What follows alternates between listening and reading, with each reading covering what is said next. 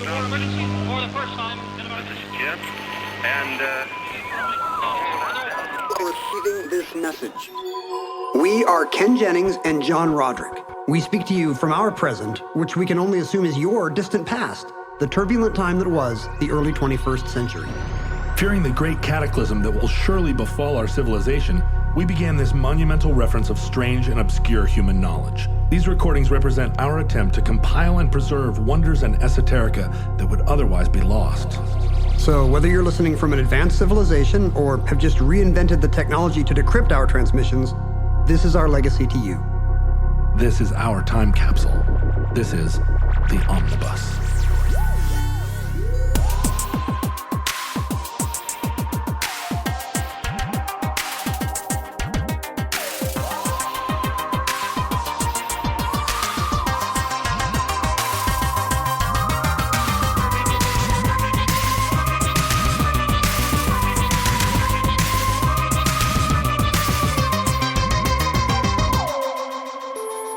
You have accessed entry 473.LK1413, certificate number 30708, the 504 sit-in.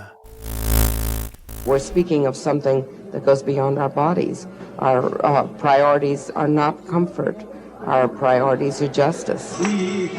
John, if I were to ask you, have you heard of the Montgomery bus boycott? Would you have a reasonable sense of what I was talking about? Yes. And early civil rights movement in the South. What if I said the Stonewall riots, Stonewall protest? Yes. You've heard of Stonewall. Gay rights protest riot, quote-unquote riot in Greenwich Village. No, you were 2 for 2 yeah. And ready for the lightning round. All right. What if I said, have you heard of the 504 sit-in? 504 sit-in. I'm guessing it's not about the Peugeot 504, iconic French export car. Next on the short list of omnibus, the cars of omnibus. Yeah, your miniseries, Cars You Don't Want to Know About. So it's not that. The 504 sit-in. It's not area code 504. Okay, meaning, that was my next guess. Which is Greater New Orleans. I guess New Orleans? New Orleans would be 504. 504. No, I have no idea what the 504 sit-in is. I didn't either, which is I feel bad about, because this is a seminal civil rights moment of coalescence and victory, analogous to Stonewall or any of the 1960s, civil rights marches in the South. And yet I feel like it's escaped a lot of public notice today because... Is it about ethics and gaming journalism? No, we would all know about it if it was then. Those are some of the biggest problems we face as a country. The EIGJ. No, this is a landmark victory for disability rights. Really? Which you'd think would not be niche. Do you know how many people in America are disabled? No. I don't even have a rough guess. I know, right? What if you had to guess a number? What the Census Bureau thinks? You're talking about a percentage? Yeah. And it's a pretty wide range, so you've got some cover here. 12%. That is almost exactly the Census Bureau's number, 12.8%. But it gets up to as high as 25%, I guess, depending on maybe 25% of adults, depending on how you count. Yeah. Because it's tricky. There are a lot of disabilities that aren't visible. There are a lot of disabilities that there are even some that are contentious. Exactly. And so the government figures this out with a series of 6 questions, which include kind of sample behaviors that are difficult for you. And so it's determined that way. And there's some obvious stuff, mobility stuff, sensory stuff like blindness and deafness. But 2 of the categories are about an intellectual category for developmental stuff. But 2 of the categories are about just kind of emotional well-being. Like, can you do errands? Can you do self-care? Right. How independent are you? So, it covers a broad swath of intellectual and emotional mental health issues as well. There's a chronic pain problem, right? That's not measurable and often is a thing that no doctor can discover a source. Impossible to diagnose, which must be super frustrating.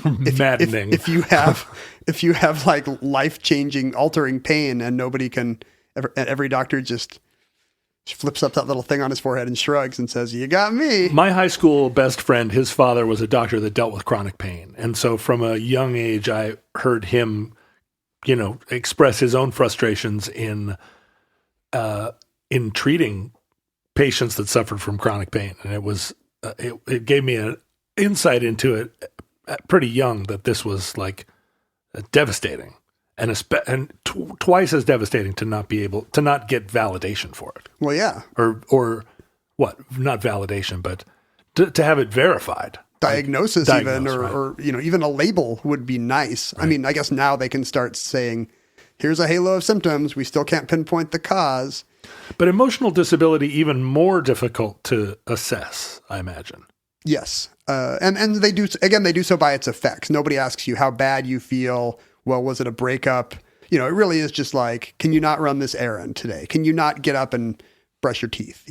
Right. And the problem, of course, the longer you live, now that people are living longer, disability and disability rights becomes an even bigger issue because, in the highest age bracket, above 60 or 65 years old, it's like a third of Americans would report as being disabled. So it's really another way to consider ageism. Right. And ableism is in a large sense, or a huge chunk of it is just an aging population. And it's something, at that point you stop thinking of yourself as, well, I'm the lucky one who's able and doesn't have to worry about these issues. It really is like, there's a 1 in 3 chance this is me in a few decades. I mean, aging could be described as a progression into disability. Right, I mean, it's the beginning of the ultimate disability. I mean, death in every regard, right? If you are right, because it's on every axis. On every axis, it's mobility, it's sensory, it's intellectual, it's emotional. Right. I mean, hopefully, you're hoping for some best case scenario where you kind of hold ground on a few of those fronts, right, into a respectable decade. Right, you get to be 90 and then get hit by a lightning bolt before you lose. Before you cross over whatever that line is where you feel like now the difficulties outweigh the effortantly. And you walk into the sea? You jump off the cliff from Midsommar? My people call it maze. Wait, you call the sea maze? No, we put our old people into a maze. Oh, yeah, and there's food in the middle. Do you experiment on? There's food in the middle, and then we sit and throw stuff over the walls. You put an episode of Murder, She Wrote on in the middle of the maze, and I hope they can find it. The maze is also full of wolverines. Oh wow! Yeah, it's a rough culture. Alaska's a tough place on the. I mean, you have ice floes. We don't have a lot of sympathy for Can't people. you just put them on the ice floe? That's the old style. But you build a maze now. The Wolverine maze is kind of a 20th century development. Does Alaska have mazes, or do you have to import them from Michigan? Oh, we build them. We build them out of ice and stone. Aren't there native predators you could use? Why isn't the maze just full of bears? There are wolverines in Alaska. Oh, is that true? Yeah, wolverines are found throughout Alaska. They're one of the you don't hear about them because you don't see wolverines very often. They're good at hiding. Well, they're in their secret Arctic labs getting adamantium on their skeletons. Yeah, right. Well, and that's what they're doing up there. They're fighting the Cubans and Sandinistas that invade the center states of America. Wolverines. Why are the Cubans invading Alaska? Well, it seems like really part of a pincer movement. So we're going to send a bunch of the rafts to Florida, but then the braver Cubans, or maybe it's just the ones they want to get rid of. They send them to Alaska. It's like the Hitchhiker's Guide thing where they put all the useless middle management occupations on the other rafts. Okay, you guys are doing the pincer movement. You need to find the Northwest Passage. Anyway, I mentioned the numbers just to show that this is not a niche issue. No. And the fact that it kind of is treated that way in a lot of Western culture today really is a sign of a kind of invisibility we prefer for the disabled. It's an eighth of the population. Yeah, it's even by the lowest numbers, it's 1 in 8, and by some estimates, by some definitions, it's as high as 1 in 4 people. I mean, people who are disabled are encouraged to invisible themselves, right? Not by me. No, but by virtue of lack of accessibility, additional burdens to going places and being accommodated. Well, there's two different models of disability thought, and this has little to do with diagnosis. It's sociopolitical theory. How do we think about disability as an issue in our culture? And the 504 sit-in in 1977 is a kind of a coalescence, a turning point in this sea change. For many years, disability was thought of as a medical issue. There was a medical model of disability. When we thought of them at all, which again, able-bodied people preferred not to do because... Oh, it makes you worry about how vulnerable we all feel. It's really your own insecurity. Yeah. Like when you avert your eyes from somebody on the bus, you're really thinking, yikes, I don't want to picture me, right. with that impairment or whatever. So according to the medical model of disability, the disability is the problem of the disabled person. And it ends up being based on the idea that there is a stock or a standard amount of capability that the average person has. That you should have. Really. Right. The society needs everybody to be at a 90, and this dude's at a 30. And come on, man. There's some things we can do to get you up to a 50 or 60 that, we can do vocational training. Maybe you should wear a prosthesis. Even if you'd rather be in a chair, we'd be more comfortable if you were hobbling around on artificial legs. So a lot of accommodation is made to the culture and asking the disabled person, just can't you be normal like us? Well, it does seem that throughout history there is a real close association between any kind of ailment and a sense of that there's a moral or virtuous aspect to it culturally. Like if you were a good person, you would be. I mean, it's rooted in the idea that God smites people with disability as punishment for sin. And medievally, there would be a theological basis for that. Right. You'd probably have clerics telling you that. Although you'd think the New Testament would have warned them off a bit. Well, God comes to earth and all he does is just spend time with disabled people. We still see it though all the time. Anytime a calamity befalls any group of people, there are all kinds of there's always a hot take that it's God being mad. Well, even if it's an unrelated catastrophe, if a hurricane comes, you'll have 108-year-old Pat Robertson on TV tomorrow telling you it was witches and lesbians.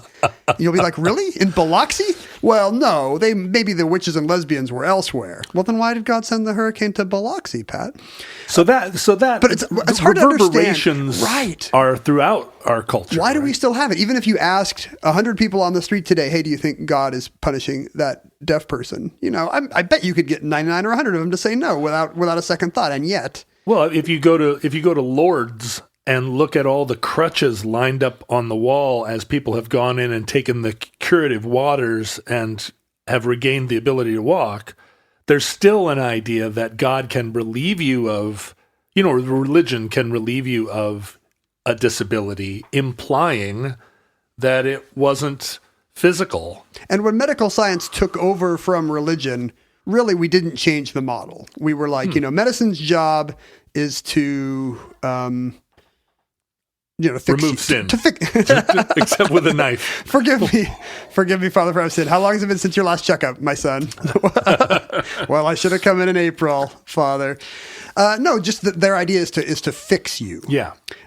Because you're a problem with whatever your disability or impairment is. And I mean, I understand, as a diagnostic tool, some of these people do have, if you have chronic pain, like being told, hey, it's okay. The definition of personhood can include you, buddy. That doesn't really help. You really just want, please fix this. Yeah, you really do want the pain to go away. And the new model of how we think about disability often is the social model, which really thinks, hey, like we have all these people with a series of disabilities. What can we do as a culture to make society livable for them? They're no longer facing the problem of having been born or made weird. The problem is that they are the way they are, and the world is being a dick about it, basically. Like we're just putting steps in front of bus stops for no reason. There's the other aspect, which I think is super true in America even now, which is that the response to disability to a lot of people looks like malingering, particularly if you don't have if it's not diagnosable. It's indistinguishable from somebody that just doesn't want to work, or that wants sympathy for something that isn't real. And that more than anything else brings out the scolds. The scolds, exactly, who often get elected to Congress for some reason. Well, you can just see that in the COVID response. Like, in some ways, this is the ultimate disability crisis. Like, we could have millions of people dead and hundreds of thousands on ventilators, and they're still saying, hey, like, are we sending too much money to the wrong unemployed people? That's right. Like, their first response is... What about the ones that were already unemployed? They don't get money. Now we're giving money to people who already should. So it overlaps with the welfare scolds, Yeah. 80%. Even though it's harder to defend. I mean, it's really harder to say this person's disability is their fault. But I guess on some level you're thinking that, especially if it's some of these kind of nebulous chronic pain or fatigue disorders that people tend to be skeptical about. Right. And it's something about America, right? Like, we believe everybody can pull themselves up. That's exactly it, right? Because And if you literally can't pull yourself up... The heroes of the disability story from mainstream America are the people that, despite their disability, end up being astronauts or being professional skateboarders or whatever. And again, that's great. It's wonderful, but it also does then cast that sort of backwards aspersion on people that have a disability that aren't professional skateboarders. So the social model lets you think of it as a civil rights issue, which was never true before. You wouldn't think of this as a community that needed rights. Really what they need is a better prosthetic arm so they can get a better job. A lot of this was vocational. When we thought about the disabled at all from a societal or legislative point of view, it was really like, how do we get these poor people jobs? Because again, that's American capitalism. Right. This guy doesn't seem useful. He's not selling pencils or making paper flowers. Like, how do we get them in factories? Right. The solution to every problem. Although, what is the purpose of life? And I think work does bring purpose to life. And I think if you were disabled and excluded from the opportunity Yes. to do any kind of meaningful work, like, there is an argument to be made that work is something that, that gives shape and color to existence. But this was the whole of disability law or legislation for a long time. After World War I, it was like, these poor boys, Right. look what they gave, and how do we find jobs for them? How do we retrain them for jobs? People wounded in war. Yeah, like disability law starts out as disabled veterans. I see. And then it kind of gradually widens. It happened again during the WPA era, all these new Depression era jobs for people. A lot of disabled people were left out, and there were actually some protests, which was a new thing, like a community of disabled people forming to say, hey, these laws suck. After World War II, you had a lot of, these great kind of Rosie the Riveter style propaganda paintings of, but it's somebody with an obvious disability. They've lost a limb. They've got one of those best years of our life hooks or whatever, mechanical grip thing. And, it says something like, Uncle Sam needs you to give me a job. It was framed as a patriotic duty that you would help these people. But America was very slow to pass laws to protect the disabled. I'm sure other marginalized groups will not be shocked that America was slow to pass laws. But, JFK had formed a presidential panel on mental retardation, which was in 1961 okay to say. It's a little weird that they didn't change the name until 2003 when George W. Bush renamed it something about intellectual disability. But that was the first time that a presidential administration had considered the intellectually or developmentally disabled. It wasn't even until 1968 that the Architectural Barriers Act said that, hey, from going forward, federal buildings have to have ramps and brails in the elevator, reasonable accommodations. ADA. That's what year? 1968.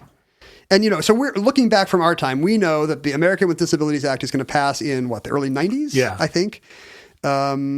It's a Democratic Congress, but Bush signs it. It passes overwhelmingly. Republicans who might be skeptical are being led at the time in the Senate by Bob Dole.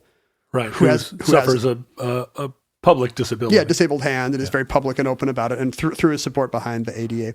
But it's funny to imagine that even at 1968, the height of the civil rights era, we're still starting to get, hey, what if new federal buildings have ramps? Didn't have a maze full of wolverines right out front. It's awful. I mean, to this day, to get to the DMV, you've got to get through a maze of wolverines. And if you're in a wheelchair, I mean, that might be an advantage. Honestly. Oh, sure. If they're snapping at your heels. If it's an armored wheelchair. Right. Yeah. Like Professor Xavier. But still, I mean, it was not easy to be a disabled person in America of that era. Maybe it never is, but in this case, I mean, we just assume today that somebody in a wheelchair or a blind person will be able to get on a bus, for example. Right. And that wasn't always true. Or will be able to walk into a building, or would have some kind of social services agency to help them with their needs if they needed an interpreter or an attendant or something. And there was just zero of this at the time you and I were born in America. But that all started to change in 1973. The Rehabilitation Act, it was a new version of the Rehabilitation Act was what disability law tended to be called, dating back to kind of employment for veterans initiatives of the 20th century. Sure, rehabilitate. Which is, I mean, the whole name is a problem, Habil. Right? You just need to rehabil. Yeah. I guess, have you ever been habilitated if you have a congenital condition? I mean, it works for veterans, but, even the name is kind of silly, and it kind of implies a lot of stuff about this medical model where, like, how can the government reach down and pull you up? Right. I mean, habiliment is French for ability, right? Yes. So, but we use the word rehabilitate to suggest that somebody has lost it. Yeah, has had so it makes sense for veterans and maybe drug addicts who need rehab, but also I guess if you think of unless a child is born with a visible, like a cleft palate or a visible disability, there is that Christian sense of the disability being visited upon them because of a flaw. Like a spiritual flaw. I guess we didn't talk about the other side of this, which is, isn't this a medieval religious angle on the disabled, that they are some kind of special divine, they would say idiot at the time, but, closer to God, touched by God in some way at birth. Right. So that they have this developmental disorder or whatever. But they're somehow inspired. I guess. Yeah. But it means we don't have to treat them like normal people. Yeah, right. There's something special and other about them, and maybe it's a little condescending to say that these are special little flowers who are not really people. So the Rehabilitation Act took what form? I mean, it's when it comes before Nixon, it's kind of it's an updating of the standard. Here are the kind of employment things, but it's much broader than before. It implies there's going to be federal agencies lending services, and the standard that we aspire to is independent living for disabled people. That instead of being taken care of by the state, the idea is they decide what's best for their condition, and they form their own communities that can achieve those goals. And this is fine until you're talking about people that are disabled to the degree that they can't live independently. But in the process of this, we're starting to close down facilities where, or there's always a problem of facilities to care for the disabled becoming like hellscapes, right? Yes. And it's because it's, this kind of thing is expensive, and that's part of the reason why Nixon vetoes the act twice. He doesn't like the idea of, this expensive independent living standard trying to be maintained. I mean, my sister-in-law, who recently passed away, had a developmental disorder. This is my wife's sister. And there were, she was lucky that when she was born, right around this time in the early 70s, there was government funding for this, as we shall see once Nixon stops vetoing this thing. And today I have a niece with the same condition, and there is just no options available anymore. The Reagan era gutting of all these programs really had an effect. Oh, so there was a brief window around the Carter administration where we'd figured there was some funding for this. Oh, that's too bad. The Department of Health, Education, and Welfare, which was then one cabinet department, health and education having not been split off yet, was placed in charge of drafting this bill. They had just finished Title IX, which was a massive civil rights expansion that guaranteed equal treatment by sex in America's colleges and universities. And this is all stuff in in kind of the aftershock of the Civil Rights Act of 1964, when there was an idea that American government could do sweeping pronouncements like this that would make society better. Right. A great society, if you will. It's all, an echoes of LBJ's Great Society. But almost unnoticed, even while Nixon is complaining about how this act should focus more on vocational training and less on independent living, let these people live however is right for them, some unknown health, education, and welfare staffer has slipped in Section 504 into the act. 40 words modeled on the Civil Rights Act of 1964. And it really doesn't excite any comment, but it's in a stealthy way just a groundbreaking bit of legislation. This new section reads, "No otherwise qualified handicapped individual in the United States shall, solely by reason of his handicap," we said handicap then instead of disability, "be excluded from the participation in, be denied the benefits of, or be subjected to discrimination under any program or activity receiving federal financial assistance." Wow. So pretty sweeping. It's really sweeping. If you get money from the feds, you can't exclude or deny or discriminate against any disability. And this really is a kind of the unique power of the federal government, but it's a constrained power, right? Because they're not making this, they're not making discrimination illegal. They're just tying it to federal funds. I guess to avoid constitutional challenge, right? Right. And so it becomes an issue where government buildings, government government jobs, they all have the expansive bilingual signs or whatever. Right. But if you are, if you're a lawyer at Enron, and over time it becomes tied to contracts, right? If you want government contracts. I mean, that's the idea. The government does have a lot of sway. At first, Enron can continue to put their minority employees in the Wolverine mazes. Right. Which I'm sure they did. Right up until they completely exploded or imploded. But at some point, universities are going to want federal grant money and companies are going to want federal contracts. Right. And so it's really an effective way of expanding rights, although it does take a while. Nixon eventually signs a version of the 73 Rehabilitation Act that strips out a lot of the more expansive independent living stuff, but Section 504 is still there unnoticed by all. And this is very exciting for disability rights advocates who start asking, okay, well, let's see the new guidelines. What are the new regulations? And no disability of any kind, but that's not defined.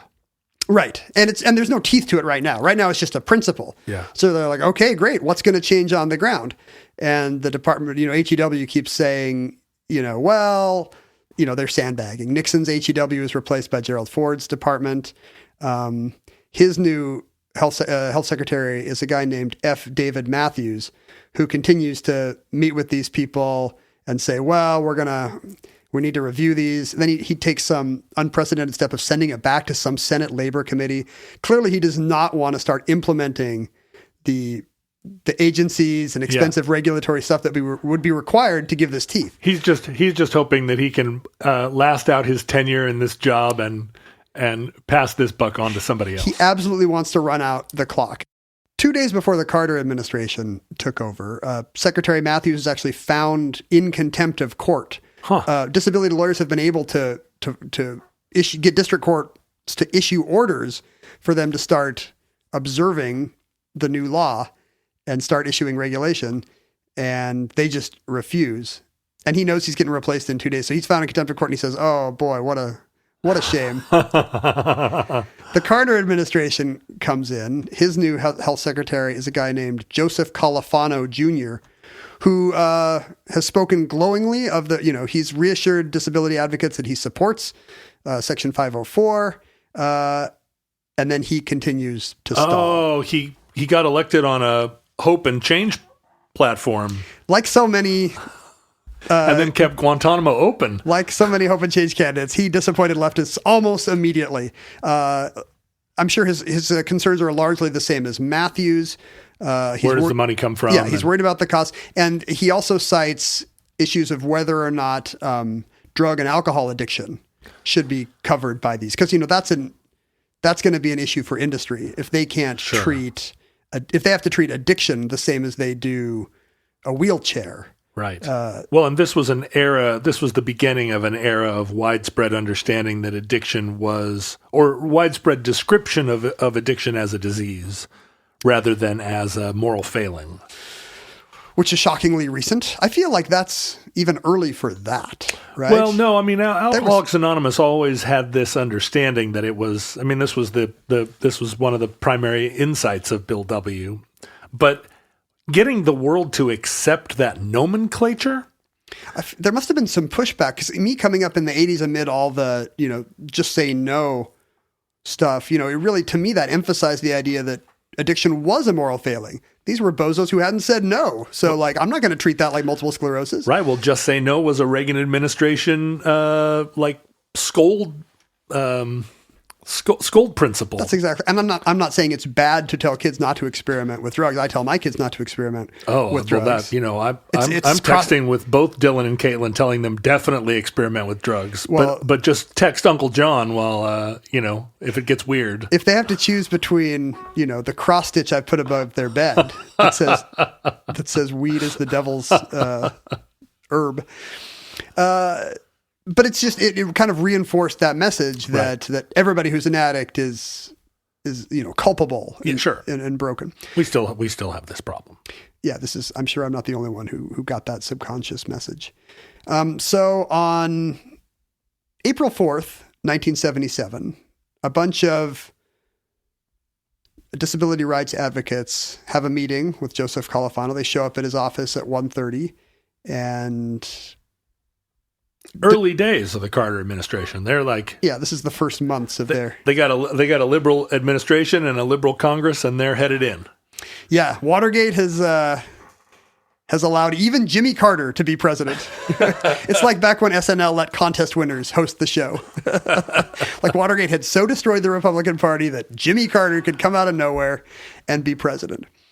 In these very early months, this disability rights group, it demands that Califano sign this regulation. He says he will not because, I'm sympathetic, and they immediately march out and organize a march between the Capitol and the Department of Health, Education, and Welfare. A spontaneous march. Yes, and TV cameras catch them leaving his office. Now, I think they know he's going to say no. They've got this planned. Sure. And at the same time, they have it planned because they've got it ready to go in 9 other cities. Every large U.S. city, Denver, Detroit, San Francisco, Seattle. So it's a walkout. Yeah, and they made sure TV cameras caught them saying, well, we're now protesting if you're not going to sign it. I mean, I understand the irony of the term walkout. It's a walkout and a rollout because many of these people are in wheelchairs. And in fact, this is something, this is jumping ahead much later, but when the American with Disabilities Act finally passed in the 90s, one of the reasons why it was so easy to get congressional support is because the Capitol was not super disability friendly. You've seen the steps. Yeah. The famous steps. Yeah. And so you can come around from behind. But on multiple occasions, dozens or hundreds of disability rights protesters would be doing what they called the Capitol crawl, which was pulling themselves up the steps. Oh, wow. So as congressmen and women are going to work, they're being forced to confront the difficulty of accessibility in federal buildings. And so, a lot of these people are in wheelchairs. They walk and roll out of Califano's office. And in 9 cities where the Department of Health, Education, and Welfare has a federal office, protesters are there, including in San Francisco and Washington, D.C. San Francisco is a center of the disability community at the time. You'd think because of all the hills, it would not be the greatest place to live if you had a range of disabilities. No. But in fact, because it's kind of a progressive city, San Francisco did curb cuts before a lot of cities did, to allow crosswalk access. Those are the little crosswalk ramps. They did, they did wider sidewalks. There was a lot of social services with the disabled in mind. It was a really strong disability rights community. San Francisco has always been at the forefront of a lot of application of progressive politics. And so San Francisco was one of the big nexuses of this protests. And on that day, 120 people walk into the federal building where the Department of Health offices are. They're let in by security guards because, there's TV cameras there basically, and these guys are in wheelchairs and white canes, So there's not a lot of options. The protests are being led by a woman named Judy Hoyman. The three leaders of this protest are women, and one is named Judy Hoyman. As a child, Hoyman had contracted polio, so she had lost some of the use of her limbs. She was a wheelchair user from a very young age. And when she tried to enter grade school, the local school said she couldn't attend because she was a fire hazard. This is kind of the ultimate in the medical model of disability, right? Where the disabled person is thought of as a blockade. Yeah, literally an obstacle to children fleeing a fire. And so her parents had to have a parent come with her to school every day, I think, to be her to sit with her throughout school? Her emergency wheelchair attendant. Oh my goodness! In the case of an emergency evacuation. You remember this scene from The Office, where the television show The Office, where they are evacuating during a fire drill, and the woman who works there in a wheelchair, like she's carried down 3 flights of stairs, but it's only a fire drill, so they kind of leave her there on a landing in a stairwell. Pretty brutal. Yeah. They forget about her? Is that the gag? They forget about her. She just stays there? Yeah, I remember that. And then later when she was given she got a teacher certificate and was given a job in the New York public school system. On the first day she shows up and they see she's in a wheelchair and they're like, nope, like nothing has changed. Even though she's got a degree, she's still a fire hazard, basically. She has to go to court and in a landmark ruling, she becomes the first wheelchair rider to teach in the New York public school system. Right. Those PS schools are all tall buildings with old marble staircases, no elevators, no access of any kind. Right. It's hard to imagine how hard it might. I mean, there's plenty of, the real world is not disability friendly today, but it's hard to imagine just back then when pretty much every building had some big granite stoop. And no wheelchair lift. Those hadn't probably even been invented. No lift, no ramp, no nothing.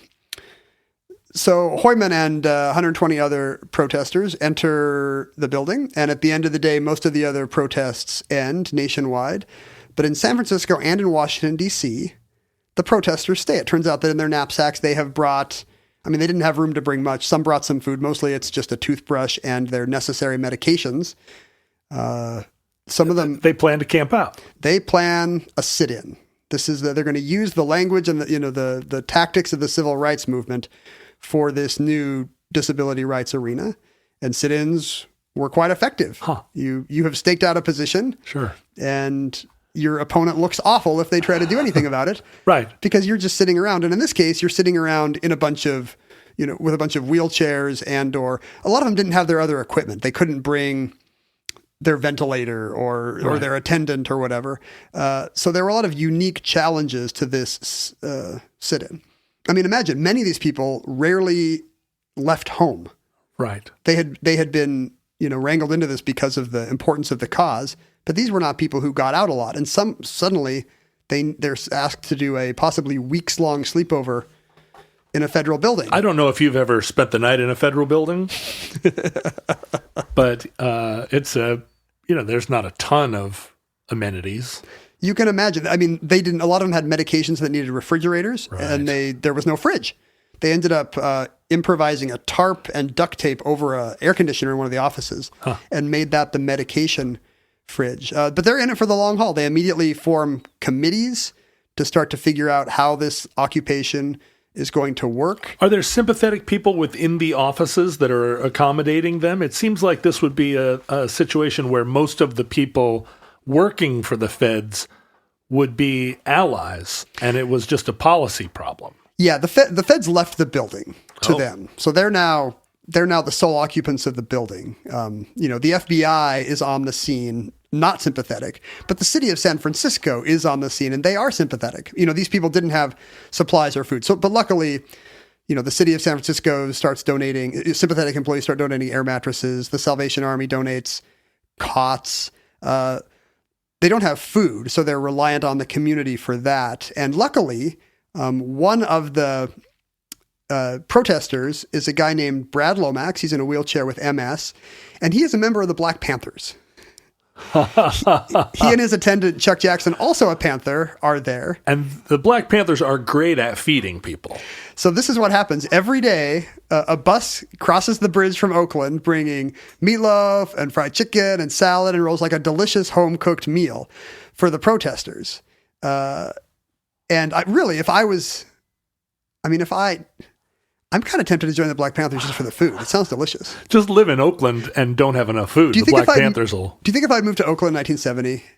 I don't think that they would have considered you a member of the community. Look, no. guys, I'm clearly a very white man, but that smells delicious. Yes, it does. Are those biscuits? Are those biscuits fresh? Those look really good. I don't think if you had lined up amidst a bunch of 10-year-olds and 7-year-olds. Oh, yeah, because they do these massive free breakfast programs. Right. Yeah, for kids going to school without food. So it's an interesting angle of these protests that it's an early example of what, and this is one reason why this topic was chosen by a Patreon supporter named Desiree, who gave at the I don't remember the name of our own levels. The sentient orange level. Quaking aspen tree level, right? Where she got to choose the that's wonderful. This is a Patreon episode. This is a user-suggested topic. And good. And one reason why she cited this particular sit-in is because it's an early landmark example of intersectional activism. I see. It was organized by women who, were well-versed in the language and tactics of the feminist movement.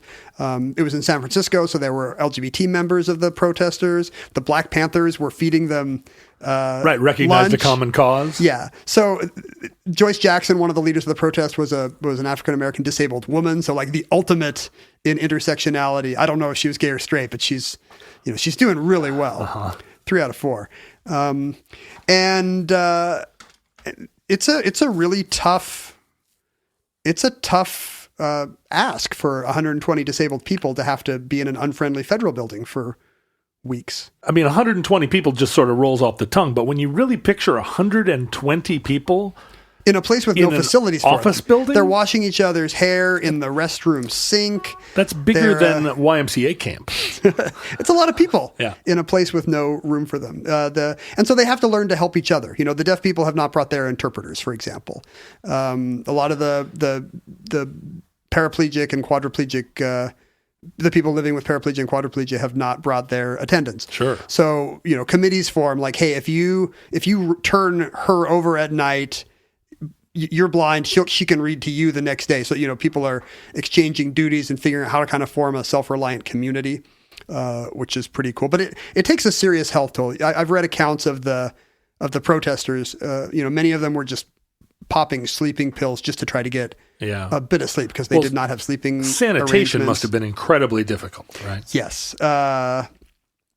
People had health toll for years. You have somebody with multiple sclerosis, it's a really hard ask to just have them sit in an office building for weeks. But they had the advantage. They had many advantages. The thing about disabled people, especially at this time, is they had been forced to be very resourceful from a world that didn't give a shit about them. Right. So they were used to kind of this MacGyvering of reality to make do. And of course, they could really take advantage of the optics of the situation. Of course, ideologically, they're opposed to this idea that, disabled people are special and in kind of a pathetic way deserve, our pity and condescension. But they could use that. Right. Like they knew they weren't going to get hauled off. They knew that they were an appealing source of sympathy on the 6 o'clock news. 2 weeks in, weeks have gone by. Whoa. 14 of the leaders of the protest and 8 of their attendants decide to head to D.C. to lobby Califano one more time to say, we're not leaving. Like, what do you got? And are the D.C. activists still sitting in there as well? No, I think their protest was much shorter. So we're weeks into this, and San Francisco is left. Yeah, and they have no way to get to DC, so they pile into the back of a darkened U-Haul and just sleep in sympathetic churches on the way. Mein Gott!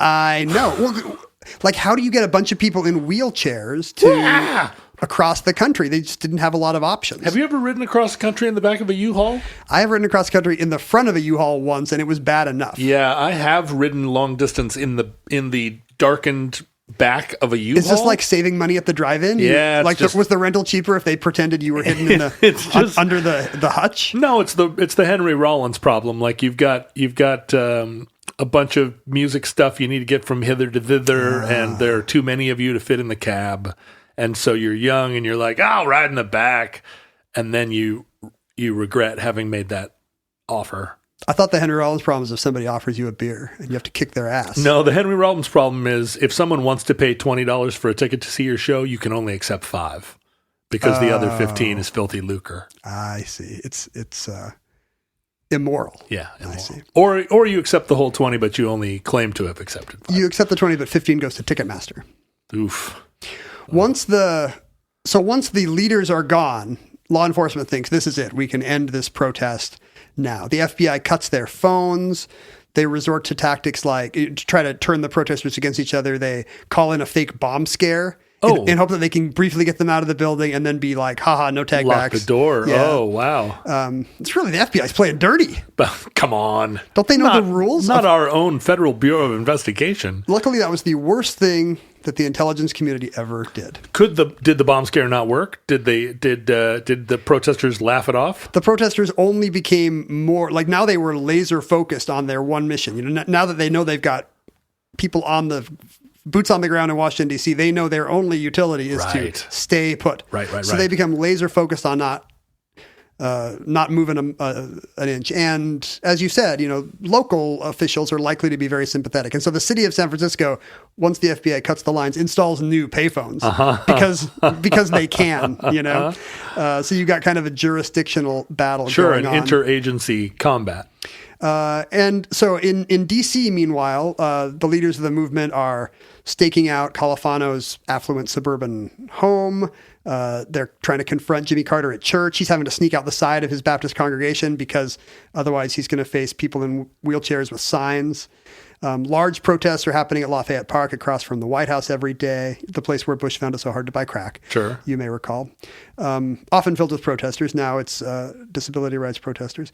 At one point, there's a hearing. The tide turns when the protesters agreed to hold a hearing in the plaza in front of the Federal Building in San Francisco, where they kind of have a face-to-face with somebody from the Department of Health who kind of gives the sympathetic government's view.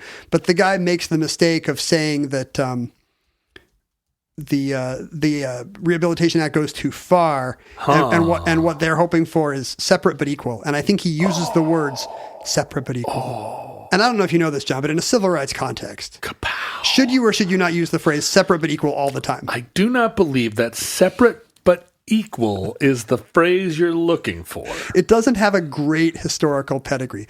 And so the protesters very cannily start speaking of disability rights in the language of integration. Right. We're all for integration in 1977. Oh, what? You want there to be separate buildings for the wheelchair people? Sure. And, so they can really start to say would not be the American solution. It is a rhetorical coup. Yes, it's a huge slip up for whoever this HEW staffer is. And as a result, after 24 days of occupation, depending on how you count it, it's right around 24.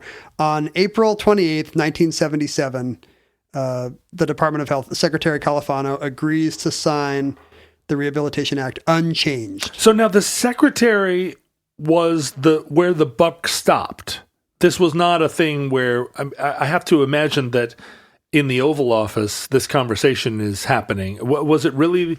It had already been signed by Nixon. But the implementation here is the issue because, so many of these federal mandates don't have teeth. Right. So it really comes down, and the court under the Nixon and Ford Departments of Health, Education, and Welfare, the courts had directed them, this is what the legislation should be. The stuff had been drafted, and they were just dragging their feet on. Yeah. They were just sandbagging on stamping, signing it. Yeah, I see. Is it actually a signing? Yeah, I guess cabinet heads probably sign an enforcement order, directives to their offices or whatever.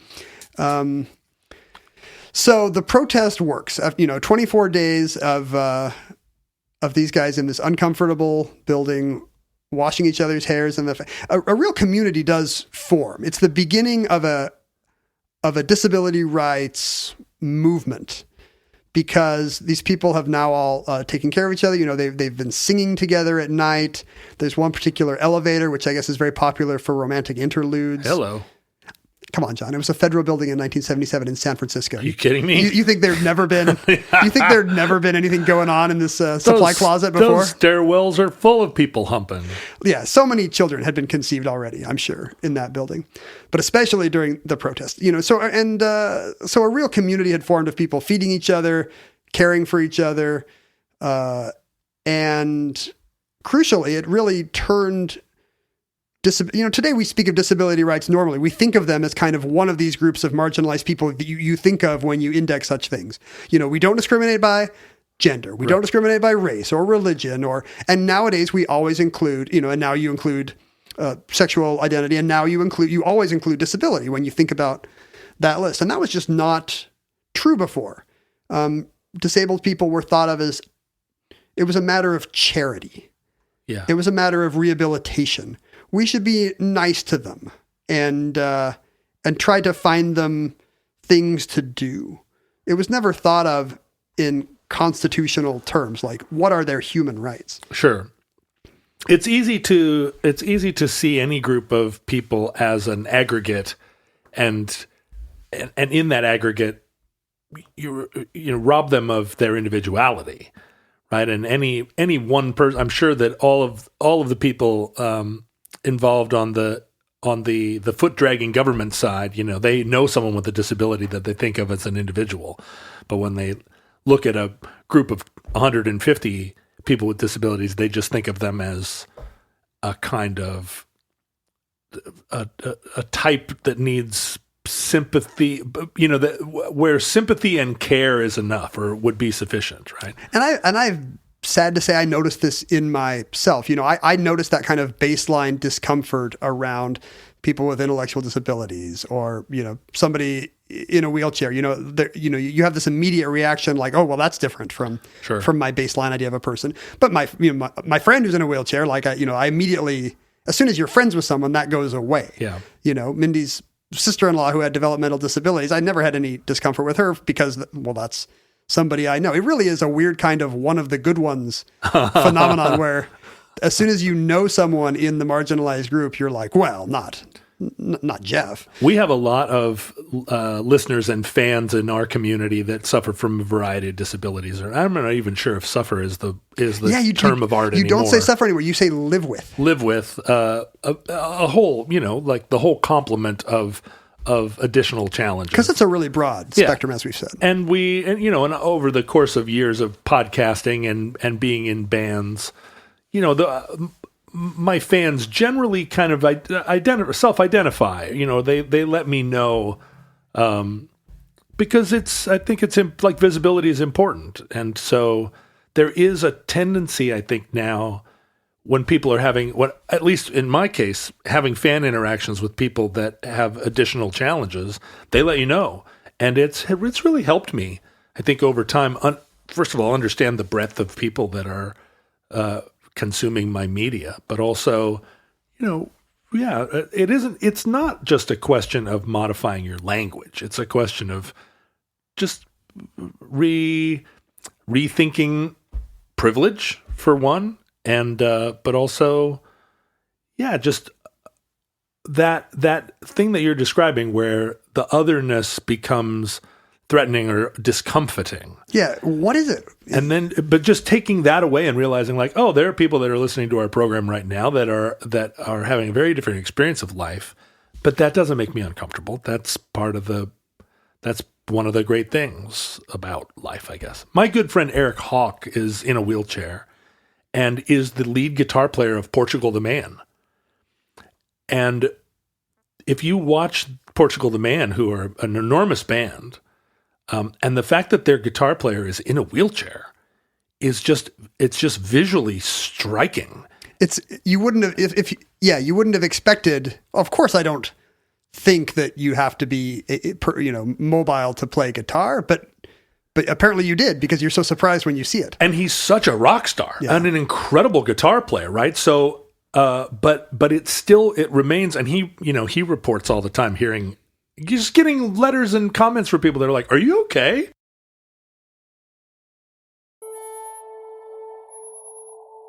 And that concludes the 504 sit-in. Entry 473.LK1413. Certificate number 30708 in the omnibus. Futurelings, in the unlikely event that social media still exists in your era, and that you have not somehow transcended it and become pure light, or pure spider silk. Social media is probably the only thing keeping them from that level of enlightenment. That's right. If you could put social media behind you, you may ascend directly to heaven. Do not pass go. Or some higher dimensional plane. Do you think it's heaven? At a certain point, what is heaven? I mean, it's true that social media is hell. So by You're definition, going to know better than I do what heaven is. What is it? All the Jell-O salad you can eat? I was just reading Dante's Paradiso. I noticed that. Where he describes the 9 levels of heaven. The funny thing is, heaven is very dull, according to Dante. Like hell is full of... heaven is a place on earth, and hell is for children. Hell and purgatory are full of local color. Yeah. But heaven is not exactly a land of contrast. He goes up to a different... every time he goes to a different level, he's like, yes, it's still bright and glorious here. They're still singing, and what a drag. This level is for people who were good. Like even the different kinds of good people are just good people. Basically. Oh, so even as a good person, you can aspire to even there's competition in heaven. The bottom 2 levels of Paradiso, I'm unusually conversant in this right now. The bottom 2 levels of Paradiso are for people who seem like they're a little bit on the bubble. The first level, the level of the moon, is for people who were inconstant in their vows. And really, it seems very hard. It seems like they were like nuns that got ravished by the Turks or something. Yeah. So really, I mean, that doesn't seem like it's her fault. Still, she was a nun the whole time. She was, yeah. But there seems to be some slut shaming going on the first level. Well, I mean, is it like masturbating? Will that get you? Are you priced out of heaven at that point? Did you take a vow not to masturbate? I mean, I know Henry Rollins probably did, but I'm sure he did. And then the second level is for people who were. I mean, all these people are saved, of course, but the second level is people who were too ambitious. Yeah, well, ambitious to get higher up in heaven. Well, sure, but they're not. Oh, it's a paradox. Dante asks, and he's told, no. They still are in perfect accord with the mind of God, and so they have perfect bliss, even though they're on the level of the moon or Mercury. Okay. All right. The ambitious people get Mercury. They get the smallest planet, in a bit of divine irony. But there's just like, all he does is just argue theology. Every level, he's like, well, hey, if Adam had a belly button, or like, hey, if there's 9 types of angels, like, and it's all this kind of stuff. Right. What a drag. So he really does. I mean, I'm sure his point was not that hell and purgatory are better, but to at least the modern reader, it's hard to come away recommending Paradiso to the Is the traveler. top level of hell one where it's not too bad? Yeah, the top level of hell is all the good pagans, all the people who weren't baptized, but it's like Homer and right. Virgil and Aristotle are all chilling. That seems like where you want to be. In like a forested glen, or like a castle with a meadow inside. Why would you not want that? That seems like heaven. Well, you're still separate from God, John. I'm fine with that if I can be in a castle with Homer. Like, those are your 2 options. The hand of God, or you can be in a castle with Homer. If you would like more of this top quality content, follow @Ken Jennings on Twitter. You're really going to endorse my Twitter? Where he will just say whatever he wants and get 1,000 faves. John is so angry that my tweets are 10 times as good as his, but get 12 times as many followers. He hates the injustice of that. It's really bad. If you're listening to this program, unfollow Ken and follow me @John Roderick, and let's try to get a little bit more parody there. People are just going to create a burner account to refollow me. They can't do without my hilarious interpolations. You can go check out my Instagram, where occasionally I post a witty picture. Less so now that you can't thrift. Yeah, that's the problem. I can't go anywhere. So what am I taking pictures of? Blackberry bushes? The blackberry bushes of my neighborhood? I could do a whole theme. You can email us together at theomnibusproject@gmail.com.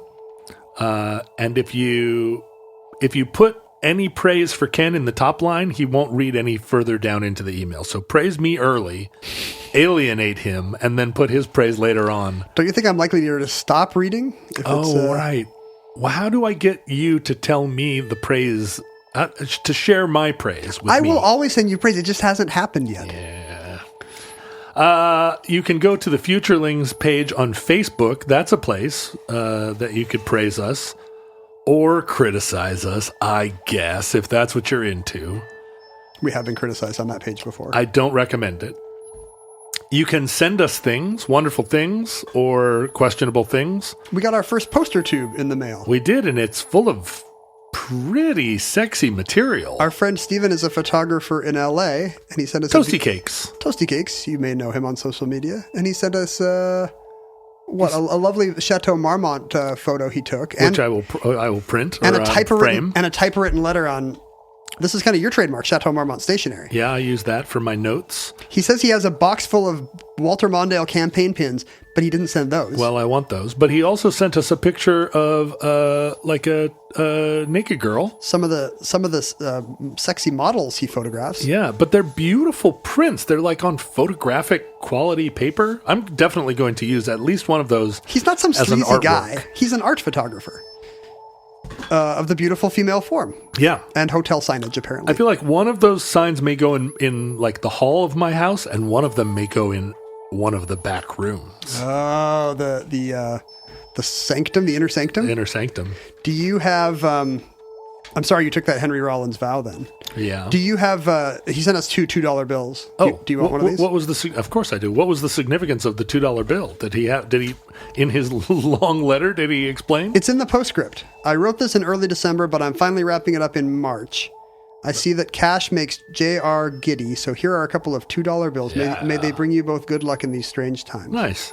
That is nice. I think I was just talking about $2 bills with my daughter, and she will be thrilled that one has appeared in her life. My great-grandma gave me one when I was a kid, and I always carried it around as a lucky piece. There it is. Although I think the thing about $2 bills, it's like how you always... dollar coins you'll accidentally think are a quarter. Like that's why people hate Susan B. Anthony. Right. I mean, I'm sure she got women the right to vote, but she loses you 75 cents every time you're careless at a vending machine. Well, those Sacagawea dollars too, they just, I think we should have dollar coins, right? Like, yes. Do you remember, you do remember. Do you remember the 100 peseta coin?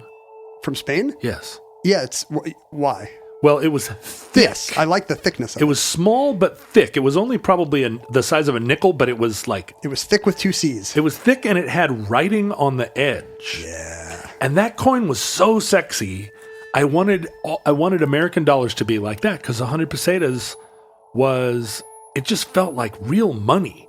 And I had a little leather pouch that I carried all my Spanish money in. Spain... You're on like a D&D campaign. Spain had the best money except for the Netherlands. The Netherlands had the most beautiful money. And now it's all gone. It's all swept away. It's all gone. Like tears in rain. Swept away by identical... But at least the euro has dollar coins, which is more than we can manage in this country. They're like whatever. But the thing I was saying about $2 bills is if you accidentally... It looks like a 1. Yeah. So you accidentally will give it away as change, and that's how I kept losing my great-grandma's Lucky Charm. Well, Ken lost his great-grandma's Lucky Charm, and we keep giving away our money. So please, if you can, replenish our stores at patreon.com/omnibusproject. Both of us have... we have $4 here. It'll get us through the night. But the podcast is really kept viable now by Desiree and other like-minded generous donors. We are lucky enough during this time of economic shutdown to have a job that allows us to continue to do our work. We're essential workforce. We were already completely sequestered before, and so this has not changed our bunker that much. But if you can, support our show at patreon.com/omnibusproject. And that is it. I think it is. Yeah. Did you say that you don't care about the subreddit? You don't care about yeah. No, go to the Reddit and the Discord if you are so inclined. Did you say the mailbox? You did. Yeah. P.O. Box 55744, Shoreline, Washington, 98155. Send us your $2 bills and Mondale pins. Listeners, from our vantage point in your distant past, we have no idea how long our civilization survived. We hope and pray that catastrophe will be averted permanently, but if the worst comes soon, this recording, like all our recordings, may be our final word. But if Providence allows, whatever form he takes, Whichever level of heaven or hell you're on. At the end of Dante's Paradiso, he appears as 3 interlocking rings. Huh. Yeah, he looks like an 80s computer graphics test. He's the god of Tron. Those 3 interlocking rings that kind of cycle over one another, yes. Italian marriage ring or whatever that is. It's like an MC Escher thing because it's the miracle of 3 in 1. So even though the rings are different colors, they're also somehow occupying the same space. But if the 3-ringed god of 14th century Italy allows, we hope to be back with you soon for another entry in the Omnibus.